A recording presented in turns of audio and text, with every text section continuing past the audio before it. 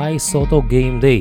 And ang good news ay magandang performance ngayong araw kontra sa Ryoki Golden Kings.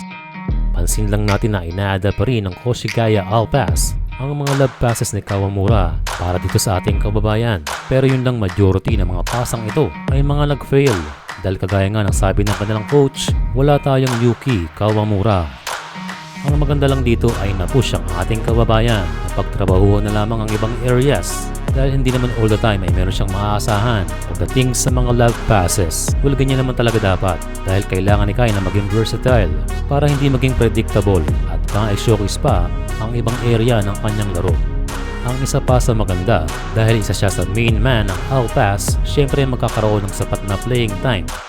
Siya lang hinahanap ng mga fans. Pero ang challenge dito kay Kai Sotto ay masusubukan ang kanyang stamina.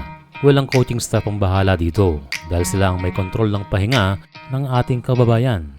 Another good thing for this game ay ang napakaraming rebounds ni Kai Sotto. Sa totoo lang, ito ang pinaka nakaka-drain dahil hindi naman lahat ng rebound ay libre at kalimitan ay kailangan niya pang makapagpwestuhan to be efficient sa area na to. Pagdating naman sa opensa, Kai Sotto showed some floaters na isang advantage para sa isang matangkad na player kahit nga sa mga sentro ay nakakalusot. Kagaya lamang ng play na ito na nagamit ni Kai ang floater dahil na rin sa kanyang height advantage over the defender.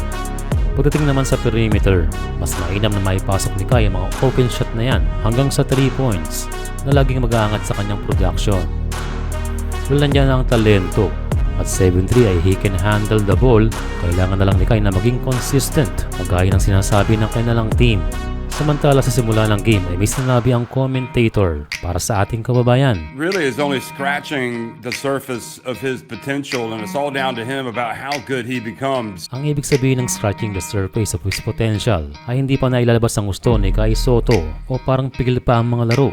Is he the greatest talent ever to come out of the Philippines? Kaya ang tanong ng commentator, siya na nga ba ang greatest talent ng Pilipinas pagdating sa basketball?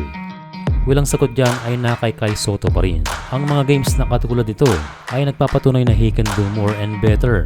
Sa kabila ng pagdududa, ang mismo nagsasalita sa game ay naipakita ni Kai Sotto sa larong ito ang kanyang potensyal. Well, good job para dito sa ating kababayan dahil nakikita natin na siya ay nagsusumikap para sa pagpapatuloy ng pag-i-improve ng kanyang laro.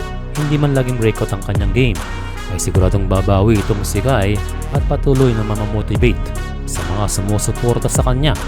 Kahit saan liga siya mapunta, ay doon natin makikita ang mga tunay na supporter.